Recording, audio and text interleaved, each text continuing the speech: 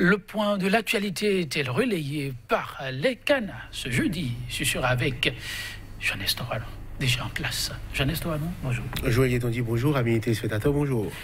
Nos confrères ne tarissent pas d'inspiration, surtout que oui, les acteurs politiques, chaque jour que Dieu fait, donnent de la matière. Tout à fait. Ce sont les acteurs politiques qui donc permettent à nos confrères d'avoir de la matière, comme vous le dites si bien. Et c'est évident, la matière, la moisson est assez bonne pour le compte de ce matin, pour la revue de presse. Avec votre permission, Joël Tondi, on démarre avec la dépêche qui affiche en manchette « Gestion des affaires au sommet de l'État, le manque de transparence handicape la bonne gouvernance. L'Afrique en marche. Conseil des ministres, des arguments de la rupture pour choisir les prochains clients de la criette. Les opposants qui ne peuvent justifier leurs avoirs n'auront pas d'excuses. Forces armées béninoises, c'est une information de taille. Patrick Jean-Baptiste Haro succède à Laurent Amoussou après l'échec de la taxation des réseaux et téléphonie mobile. Bientôt la revanche du gouvernement sur les réseaux sociaux. L'audace info déterminé, serein et dans le souci de contribuer à mettre sur les fonds baptismaux un parti unifié de l'opposition, très fier, Ajavon reste engagé pour le combat. Malgré les persécutions, la tempête passera et le beau temps reviendra. Bénin politique, recomposition de la classe politique au Bénin, Houdé donne de l'insomnie à Dassigli, croit savoir l'audace info, et puis classé à l'époque, classé à l'époque parmi les vrais patriotes, Janvier Yawedéou face à l'histoire. Le pays émergent à présent, persécuté, traqué et poussé à l'exil par la criette, Sébastien Germain à Javon reste serein et déterminé pour affronter les prochaines joutes électorales vers la création d'un parti unifié autour de l'homme le plus social et aimé au Bénin. Talon est-il vraiment un compétiteur né? S'interroge le pays émergent. Et puis transparence dans la gouvernance publique. IBP, le Bénin recule de 8 points. Fraternité contre amiral Patrick Jean-Baptiste Haro, le nouveau patron des forces armées béninoises. Renfort pour l'Union démocratique pour un Bénin nouveau. Des adhésions à l'UDBN de Claudine Prudencio. Écho de nos communes. À présent, création du CEG et don d'un module de classe à Adjan dans la commune de Zé, à Diti Houdé. Un grand merci pour la 6e circonscription électorale. Le CA et sa population remercient l'honorable et lui promettent toujours fidélité. Matin libre. À présent, à peine né, l'UDBN, la grosse attraction. Prudencio accueille plus de 50 partis et personnalités. Organisation du congrès constitutif des blocs de la mouvance à Parakou. Yahi tourmente toujours. Talon CEG1 d'Abomey, un élève battu à mort par un inconnu. Le potentiel formation de grands blocs au Bénin, 52 formations politiques gonfle l'UDBN de Claudine Prudencio. Coup de tonnerre à l'état-major général des armées béninoises. L.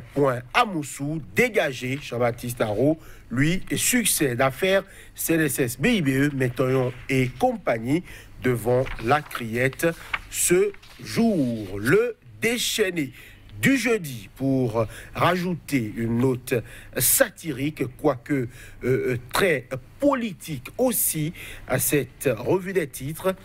Dossier spécial université privée au Bénin, la caverne d'Ali Baba, titre le déchaîné du jeudi. Joël Tondi, ce sera tout pour la revue des titres. Merci à vous, jeunesse. Nous irons au niveau des forces armées béninoises avec fraternité contre amiral Patrick Jean-Baptiste Haro. C'est le nom du nouveau patron des forces armées béninoises. La nouvelle est tombée comme un coup de massue sur les hommes en âme. Tout à fait, Joël Yetonji, c'est une nouvelle qui a quelque peu surpris, on va le dire ainsi, et surtout quand on sait que habituellement les régimes au Bénin sont souvent en bonne harmonie avec ce type de personnage-là qui coiffe toute l'armée. La Grande Muette, qui n'a d'ailleurs pas pour habitude de parler, les raisons officielles ou les raisons avancées auxquelles nous avons eu accès ne seront sans doute ni critiquées ni infirmées par personne, mais il semblerait que le départ du chef d'état-major général des forces armées, Laurent Amoussou, serait dû à peut-être à des chefs d'accusation de faux et usage de faux, de l'impunité notamment, de la corruption et de népotisme, tels sont les termes qui sont employés. Nous n'allons pas forcément nous appesantir sur ce dossier-là, mais ce qui est souhaitable, Joël Yetonji, dans une république, c'est qu'il y ait la paix et la sérénité. Et la paix et la sérénité passent aussi par la paix et la sérénité au sein des troupes et à la tête des troupes. On va juste souhaiter que la symbiose revienne entre et gouvernants et armée, parce que on sait souvent si friction il y avait que ce n'est pas bon pour quelque république que ce soit. Tout à fait, Johannes Tawanou, le moins qu'on puisse souhaiter à quelques mois de la nouvelle année, pour ne pas dire semaine, c'est que la quiétude demeure un peu partout. Matin libre à présent pour parler données politiques. À peine né, l'UDBN a entendu une nouvelle formation. La grosse attraction affiche Matin libre à sa une. D'autres quotidiens l'ont relayé, vous l'avez rapporté, mais il souligne Prudentiaux accueille plus de 50 partis et personnalités. Oui, Joël Yetonji, l'UDBN, on savait que c'était un parti qui avait sans doute la possibilité de faire sa politique et donc pourquoi pas d'imposer ses choix, puisque quand l'UDBN est allé en congrès et a annoncé officiellement et donc qu'il irait à ces législatives-là avec son nom, ses initiales, on savait que visiblement il y avait des tractations ou peut-être tout n'avait pas été dit à cet instant-là et qu'il y aurait forcément peut-être des alliances ou des ralliements. C'est ce que nous sommes en train de constater, mais c'est aussi symptomatique, Joël Yetonji, de ce que l'affaire de deux grands blocs imposés par le pouvoir en place à ses amis ou à ses alliés politiques a du mal ou est en train de tanguer, parce que outre l'UDBN qui enregistre des adhésions, il y a aussi le bloc AND, Valentin Aditi-Koudé, qui est en train d'annoncer aussi que ce bloc-là irait à ces législatives en liste unique. Donc, autant d'éléments qui font penser que ce n'était pas forcément bien pensé je dirais, d'ordonner aux gens de ne rejoindre que deux blocs. Ce qui est sûr, la politique, est-ce qu'elle est au Bénin? Ces personnalités politiques qui vont vers l'UDBN ont sans doute des garanties ou ont envie de se faire réélire, parce qu'aujourd'hui, la bataille de positionnement au sein des deux grands blocs progressistes et républicains aux côtés du chef de l'État, personne ne sait ce qui sera fait au finish, personne ne sait à quelle sauce il sera mangé. Donc il y a peut-être beaucoup trop d'inquiétudes pour que certains se risquent à compromettre leur avenir politique en allant juste par devoir de respect ou par devoir de considération envers le chef de l'État, rejoindre l'un des deux blocs sans prendre en compte les paradigmes politiques qui sont aujourd'hui sur le terrain. Ce n'est pas réellement de ça que les populations ont besoin. Les populations ont besoin d'alternatives sincères et crédibles. Les populations en ont grand besoin, Jeannette Tawanou.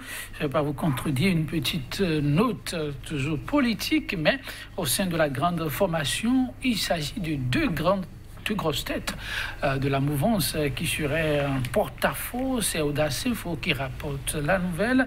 Recomposition de la classe politique au Bénin, roulée donne de l'insomnie.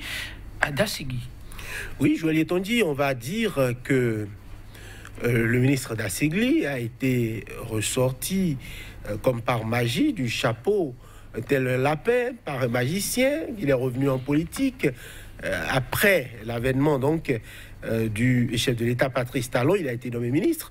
Vous savez, la politique parle haut, puisque l'homme, on connaît un peu son parcours politique, on sait qu'il a perdu pied complètement pendant un certain nombre d'années. Il est donc revenu aux affaires comme ça. Est-ce qu'il a encore l'assise ou la surface politique nécessaire pour représenter le chef de l'État? C'est la question qu'il faut se poser. Ce qui est sûr, l'honorable Valentin Aditi-Roulet, on l'a vu sur le terrain, mouiller le maillot, on l'a vu, il a pu se faire réélire plusieurs fois avec l'AND, dont il estime être le porte-flambeau. Ce sera forcément une bataille très rude. Visiblement, la base serait avec Roulet. On attend de voir ce que ça va donner dans les urnes. Merci, Jean-Nestor Wanon. Oui, mesdames, messieurs, ce sera tout pour cette page aussi. Politiquement, assez de surprises dans l'air. Merci d'avoir été d'un autre. À demain.